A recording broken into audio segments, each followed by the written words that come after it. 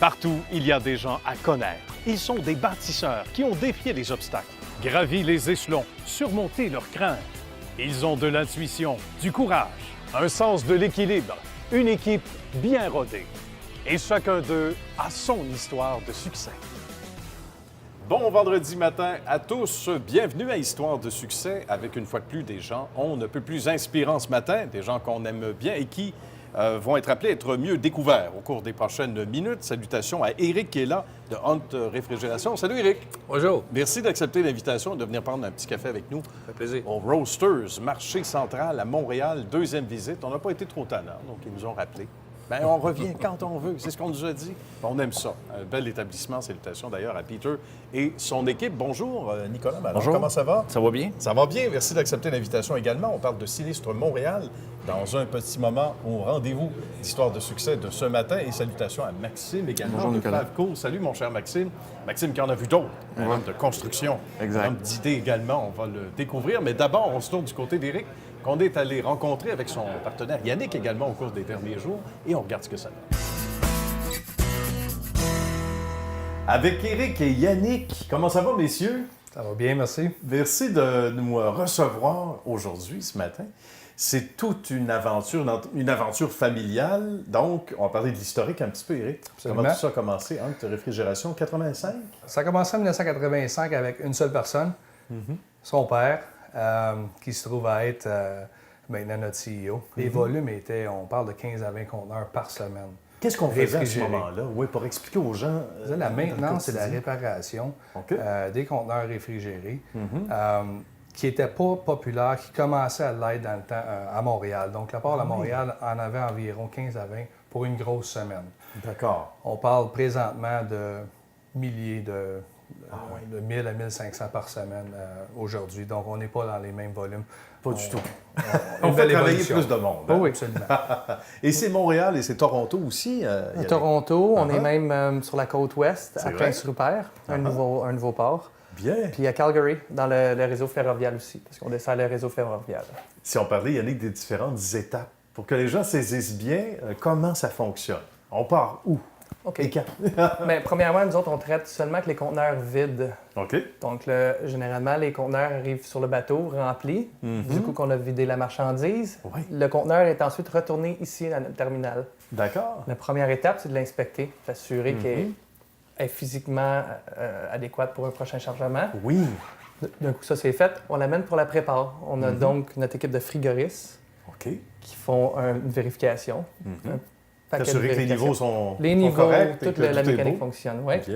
Ensuite, on a une équipe de lavage qui s'assure que l'intérieur est propre parce qu'on peut transporter des fruits, des légumes, des pharmaceutiques, oui, c'est de la vrai. viande. C'est beaucoup d'alimentaire. Donc, on veut s'assurer que c'est spick and span. C'est impeccable et Ouais. tout à fait propre. Puis d'un coup que le conteneur il a passé tous ces tests-là, on peut ensuite leur donner à un autre camionneur D'accord. pour un export. Ça doit être très rassurant pour la clientèle. C'est pas étranger au fait qu'on est ici à Histoire de succès, sans vouloir vous faire rougir, les amis, mais c'est beaucoup de travail de s'assurer du support qu'on apporte à nos clients, mais de s'assurer qu'ils peuvent compter sur nous aussi. Hein? C'est précieux, ça. Oui, du coup que le conteneur il est chargé, il va passer peut-être de 10 à 15, peut-être même 20 jours en mer sans se faire oui. vérifier. Donc, c'est super important que ce soit tout adéquatement maintenu.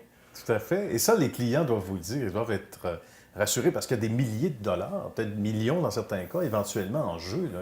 C'est bon de savoir qu'il y a des gens sur qui on peut compter pour que tout ça tienne le coup là, en mer, entre autres. C'est un peu notre réputation. Donc, depuis Oui. 1985, 34 ans en business, comme on dit, il y a beaucoup de connaissances ici. Là. Il y a un partage de connaissances qui se fait d'année en année. Si on mettrait toutes les années ensemble, on arriverait probablement à 800 ou 900 ans d'expérience avec tout le staff. Ah qu'on a. oui, hein? Absolument. Donc, fait ça, tout un c'est quelque club de chose qui l'âge est... d'or, Ah, c'est ça. C'est assez extraordinaire. Mais qu'est-ce qu'on vous dit chez vos clients? Parce qu'il y en a qui sont clients chez vous depuis le papa, évidemment, depuis les débuts, m'a-t-on dit.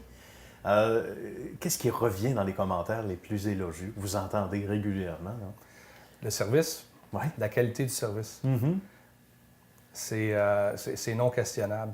Il n'y a pas personne qui a un doute que tout va se faire dans les délais et bien se faire.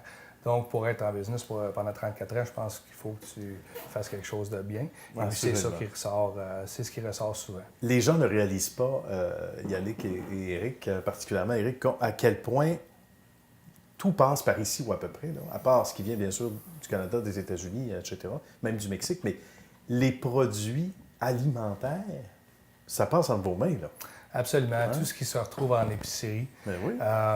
qui vient d'ailleurs, la grosse majorité a passé par un conteneur réfrigéré qui a passé par le port de Montréal ou le système ferroviaire.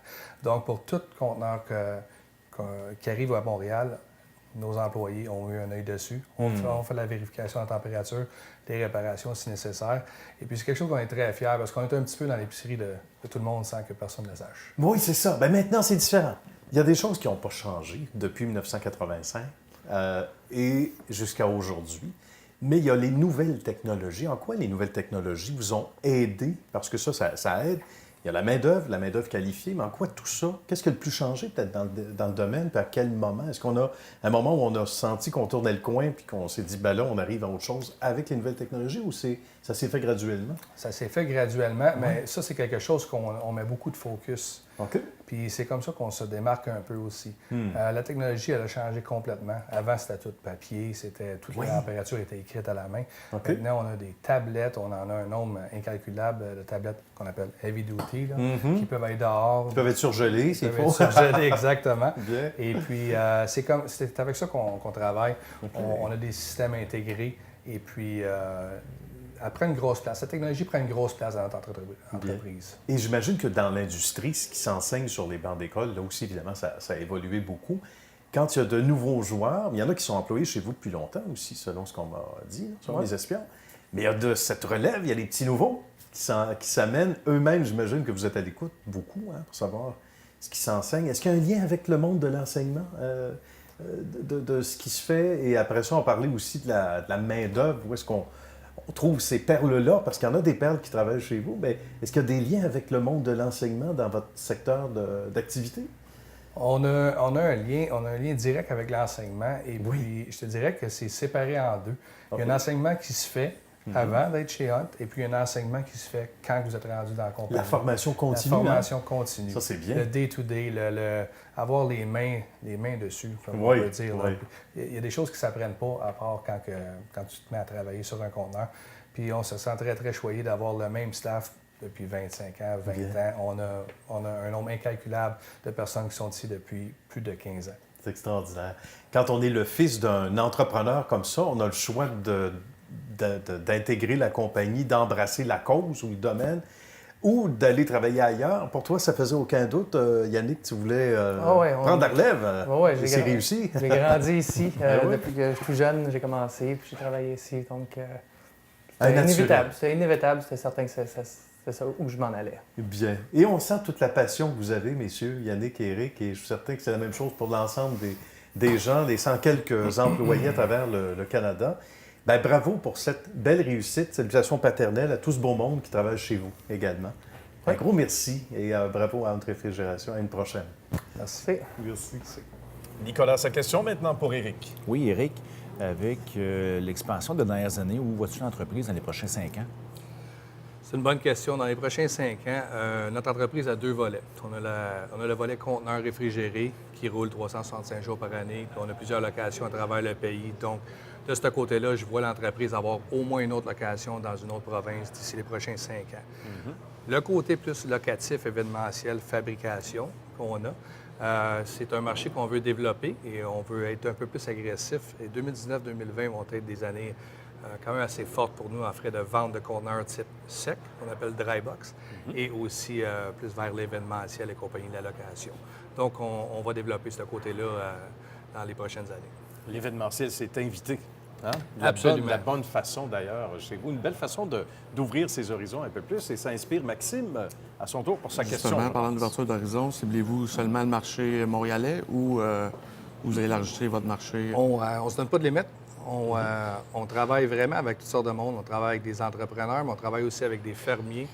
On travaille avec du monde un peu partout dans les régions. Il ne faut jamais oublier nos mondes de région. On a commencé avec eux autres et puis on aimerait ça développer avec eux autres. Donc, on cible, je te dirais, d'une région à une autre et aucun endroit spécifique. Bien. Parlant de gens qui n'ont pas de limite, hein? Ça commence tout petit et ça nous dépasse. Et ça, vous avez ça en commun. Et on se tourne vers Nicolas, qui a vécu la même chose il y a quelques années. Et regardez l'expansion, tout à fait incroyable. On regarde le reportage. Avec Nicolas Mador chez Sinistre Montréal. Comment ça va, Nicolas? Ça va bien? Ça va bien. Beau prénom. Merci. On aime ça, ça part bien. On est dans le domaine, après Sinistre, et c'est beaucoup plus vaste, plus grand comme secteur d'activité. Un agenda plus musclé qu'on le croirait. C'est du 24/7. Oui. Surtout quand les gens vivent un drame, pas prévu à l'agenda. Effectivement. Donc, j'imagine qu'il faut être psychologue, il faut avoir beaucoup, non seulement d'empathie, d'entre-gens avec les individus qui en sont victimes, mais j'aimerais ça qu'on recule un peu. L'après-sinistre, c'est quelque chose de spécial, de particulier. Comment s'est présenté ce chemin-là? Est-ce que c'est un hasard ou c'est en travaillant pour quelqu'un d'autre? En fait, je faisais beaucoup d'entretien ménager, entretien de bâtiments, rénovation léger, travaux de peinture. OK. Et puis, de fil en aiguille, des références, des particuliers, des gestionnaires immobiliers. Et puis, j'avais commencé à faire du nettoyage de tapis. OK. Donc, c'est arrivé à l'occasion que des gestionnaires immobiliers m'appelaient pour un dégât d'eau, une aspiration de l'eau au niveau du tapis. Ouais. Et là, me demandaient de le faire sécher, de mettre un séchoir. Donc, à ce moment-là, j'allais faire des achats, je consultais. J'ai été chercher des cours en assèchement spécialisé plus par après. OK. Me demandait de faire de la désinfection. J'ai été chercher des produits, chercher de la formation puis de l'information à ce sujet-là. Donc, c'est de fil en aiguille. Et à un moment donné, j'ai eu un choix à faire. J'ai commencé à faire 95 à peu près de nettoyage de tapis, carpettes, moquettes. On avait plusieurs camions-usines sur la route. Oui. On a peaufiné un peu plus l'offre et la demande, le choix du consommateur, du client. Et puis, ma force était beaucoup plus dans des besoins plus ponctuels OK. que planifier beaucoup d'avance, je vous dirais. Donc, OK. c'est là-dessus Très que je bien. me suis spécialisé. J'aime ça parce que ça démontre que c'est sur le terrain que ça se passe. Et ça grossit, puis il faut pas avoir peur du risque. Donc, à partir de quel moment on a tourné le coin, comme on dit en jargon entrepreneurial? En fait, moi, j'ai commencé les travaux étudiants aux alentours de 93, 94. Puis par la suite, j'ai un choix à faire parce que j'étais à l'école secondaire, après ça, ensuite le professionnel, carrément dans un autre domaine. Et à un moment donné, la place des contrats, les soirs, fin de semaine, tu es obligé d'embaucher 1 à 2 personnes de jour. Et à un moment donné, c'était trop demandant. J'ai un choix à faire début 2000, de délaisser le travail que j'avais à Corruption scolaire pour m'en aller à temps plein dans ce domaine-là. Bien. Ça nous amène à ce que l'on connaît. Oui. Là, on parle de quelle année à ce moment-là? En 2005, que l'entreprise 2005. a été créée, Sinistre Montréal. Antérieurement, c'était le nom d'une autre entreprise en entretien. D'accord. J'ai toujours été en guide là-dedans, toujours été les mains sur le volant par rapport à l'entreprise. Bien. Donc, Sinistre Montréal est né en 2005. Et là, ça se passe comment? Et là, on va bifurquer après ça, bien sûr, et pourquoi pas maintenant, sur les services peut-être qu'on offrait seulement au départ et qu'on offre aujourd'hui, parce qu'on est dans l'environnement entreposage. Oui, en fait, on a, depuis plusieurs années, on se présente comme notre offre de services, entrepreneur général, mais on offre tous les mêmes services sous le même toit, que ce soit la gestion des biens meubles, que ce soit l'intervention, le nettoyage, la réparation de bâtiments. Donc, c'est plus bénéfique pour le client d'avoir une seule personne comme personne de ressources. Pour l'assureur aussi, la même chose, d'avoir une facturation aussi qui est uniforme. Et puis, ici, on a des spécialistes qui spécialisent dans le nettoyage de l'électronique, le linge. On fait affaire aussi avec des artisans autour de nous. On demeure soit maître d'œuvre ou en sous-traitance. D'accord. Donc, c'est varié. Le dégât, ce de quoi on est victime, un peu, dégâts d'eau, etc. Il faut, évidemment, on disait tantôt d'entrée de jeu, puis c'est pour des blagues, là, ça prend beaucoup d'empathie. Oui. C'est un peu comme quelqu'un qui a à vivre, qui a composé avec un médecin qui annonce une mauvaise nouvelle. Donc, ça prend de la compassion, ça prend du doigté dans la sélection de votre monde, Nicolas. C'est important, oui, bien, ça. en partant, notre client, il ne pensait pas vivre un désastre, vivre un sinistre. Donc, c'est sûr qu'il faut que la relation fonctionne bien avec lui. À quelque part, il faut avoir de l'empathie, il faut avoir de la patience, de la compréhension. Il faut que nos employés soient aussi la même chose. Nos employés, en fait, c'est la courroie de transmission de notre succès et de notre promesse, notre promesse de livraison, là, de livrable là-dedans. Là. Donc, il faut avoir des gens qui sont généralistes, qui aiment toucher à tout, puis qui ont des forces au travers de ça qu'on va prendre un peu plus de l'avant avec eux. Là. Que ce soit l'emballage, que ce soit l'intervention.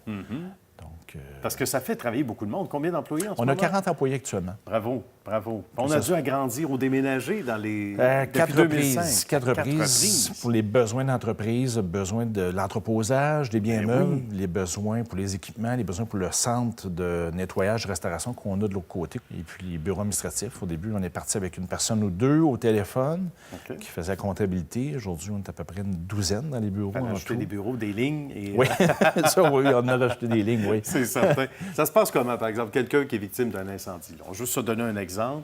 Oui. On commence dans quel département? On va se faire un petit chemin, là, un Donc, petit chemin de point. bon, c'est sûr qu'il y a un appel téléphonique, il y a une prise d'information qui se fait avec le client, savoir c'est qui. Est-ce que c'est un locataire, c'est un gestionnaire immobilier? C'est quoi l'état de la situation? On a-tu du courant, on a-tu de l'eau? C'est arrivé quand? C'est quoi la gravité? Il ne faut pas qu'il y ait d'aggravation de dommages. Donc, il y a peut-être une visite très rapide qui va se faire pour être capable d'identifier ça. Le client, lui, c'est la première fois. Nous, c'est notre X nombre de fois. Voilà. Puis par la suite, par des travaux d'urgence, d'assèchement, de désinfection ou de décontamination. D'entreposage aussi, évidemment. Par la suite, une soumission, une offre de service qui va arriver comme qui peut proposition. s'ajouter. Oui. Tout à fait. La clientèle ressemble à quoi, Nicolas?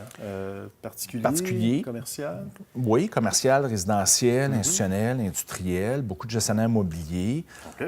On fait tout ce qui est assureur en gestion de risque. Sinon, on fait aussi hors assurance, moisissure, décès, amiante, des fois des zones grises où on n'est pas couvert pour ça, puis il n'y a pas eu un sinistre en tant que tel. Chez nous, on a la chance d'avoir un centre de restauration, donc pour la gestion des biens meubles. Oui. Et puis, on a vraiment 2 centres de services aussi au travers de ça, la restauration, l'intervention, le nettoyage de bâtiments contenus, et puis la réparation de dommages, donc la remise en état des lieux. Tout ça sous un même toit. Oui. Qu'est-ce qui nous rend le plus fiers de ça, finalement, de cette réussite-là? Des témoignages, parce que vous en avez beaucoup. Oui. Selon mes espions, il y en a beaucoup qui vous réécrivent, qui appellent Nicolas, puis qui appellent son équipe en disant hey, « C'est extraordinaire, on était désemparés, le service, le travail que vous avez fait, ça, c'est précieux, ça nous va au cœur. » Oui, d'avoir fait la différence pour quelqu'un, d'avoir le produit aussi après, au goût du jour, un exemple. La réparation d'une résidence qui était faite des années 80, il y avait une mode. Aujourd'hui, c'est une autre mode. Un client qui a un incendie, ça arrive rarement 2 fois. Par contre, ça peut référer. Un client qui a un dégât d'eau réfère beaucoup à la famille. Ses services, il était à son goût et puis qui a eu un livrable, une expérience client qui était satisfaisante. Là. Bien, ça fait partie de la progression et du succès de mon ami Nicolas Mador de Sinistre Montréal. Merci, Nicolas. Merci beaucoup, Nicolas. Merci de nous avoir accueillis et on se dit à la prochaine. Merci. À bientôt. Maxime a sa question maintenant pour l'ami Nicolas.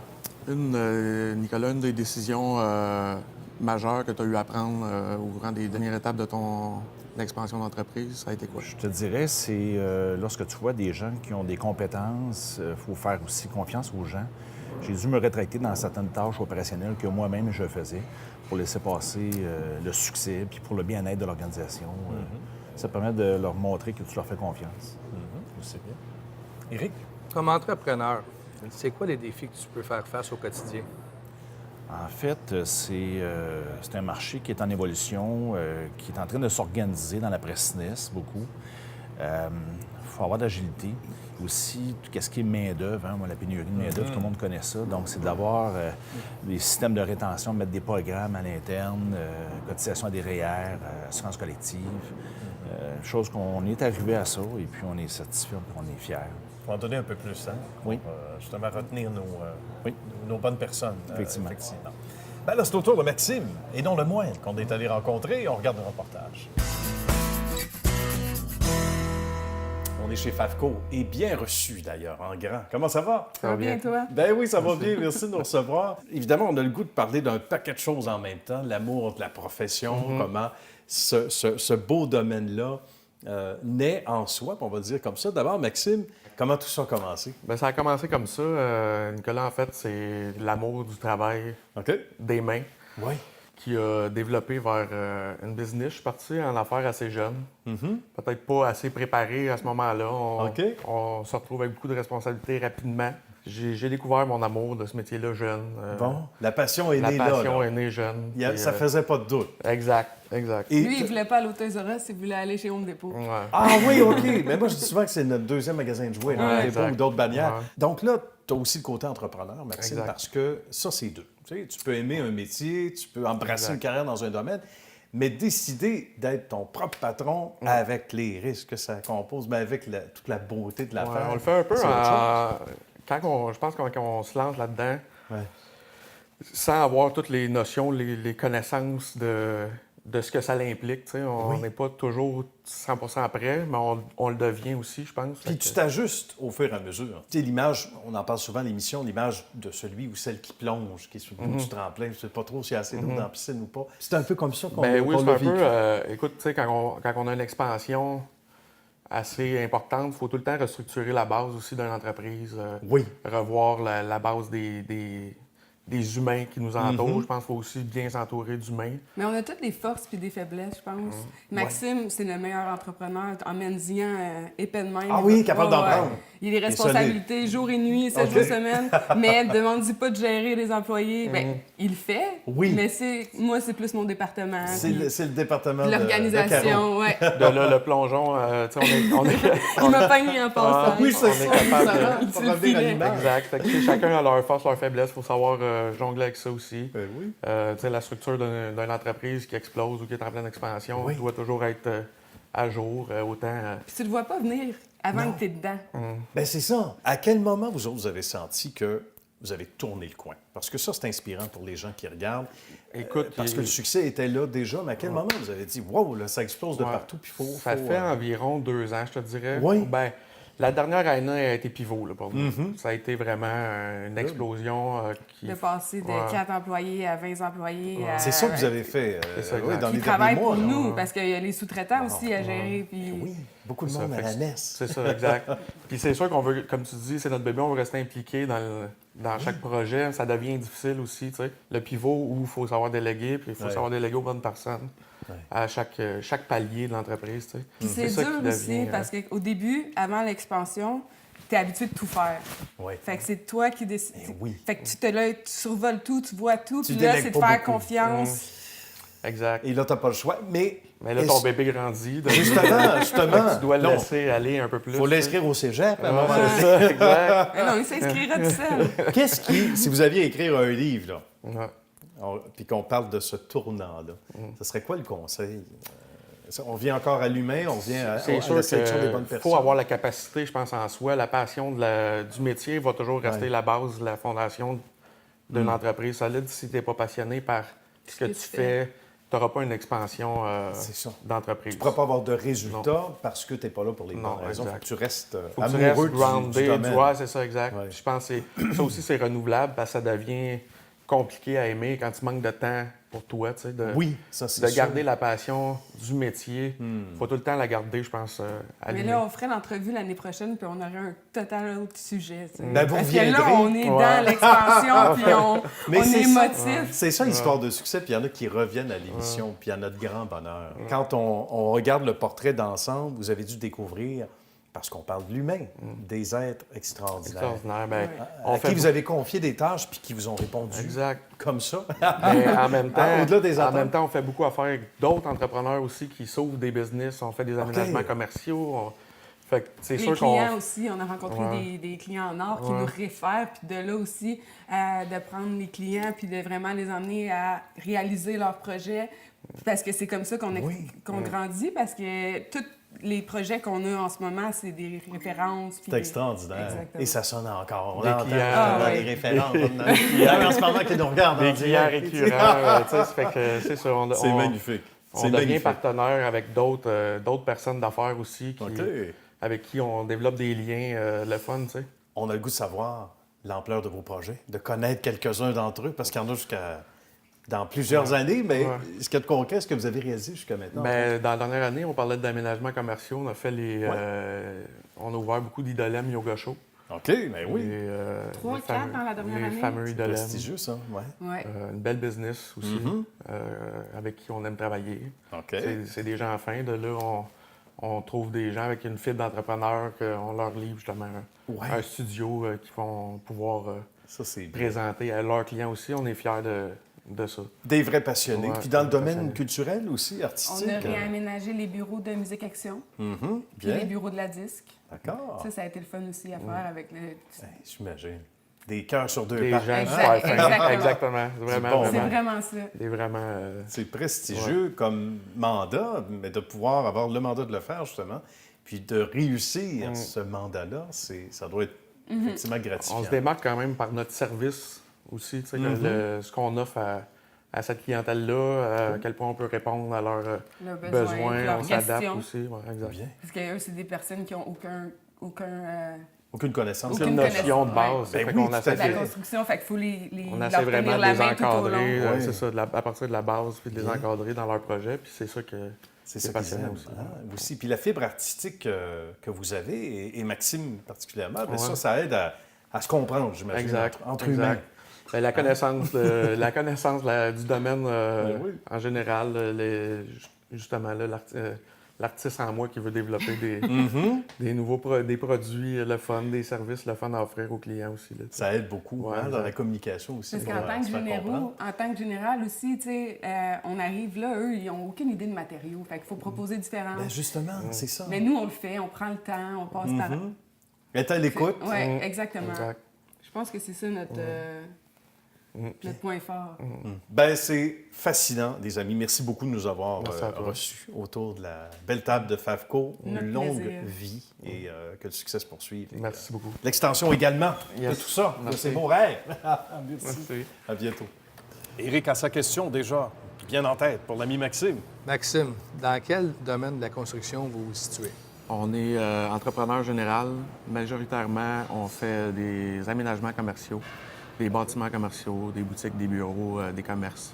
On fait beaucoup affaire avec d'autres entrepreneurs, justement, qui veulent démarrer leur business, leur commerce. Intéressant. Un bel agenda. Hein? Un Exact. agenda musclé, comme on les aime. Nicolas, une question pour Maxime. Maxime, qu'est-ce qui différencie par rapport à la concurrence? Bien, comme tu sais, quand on revient à ta question, Nicolas, tu parlais beaucoup de l'humain, de la ressource humaine. Je pense que c'est ça qui nous... les bons gens aux bons endroits, autant à l'interne que nos sous-traitants. Au bon moment. Au bon moment. Le service qu'on offre aussi à nos clients, je pense qu'il nous démarque beaucoup face à la concurrence. Ces petits détails qui font mais tellement toute la différence. Et si on ne l'apprend pas à l'école, on l'apprend sur le terrain. On l'apprend Exactement. devant un défi, on va appeler ça comme ça. Ben, parlant de défi et ne reculant devant aucun défi, on va demander à chacun d'entre vous de nous donner son site web pour que les gens aient davantage de détails, vous contactent éventuellement, les amis. D'abord, Éric. On en a deux. On a huntrefrigération.com Bien. et puis on a frigo-cube, frigo-cube.com. Très bien, merci beaucoup.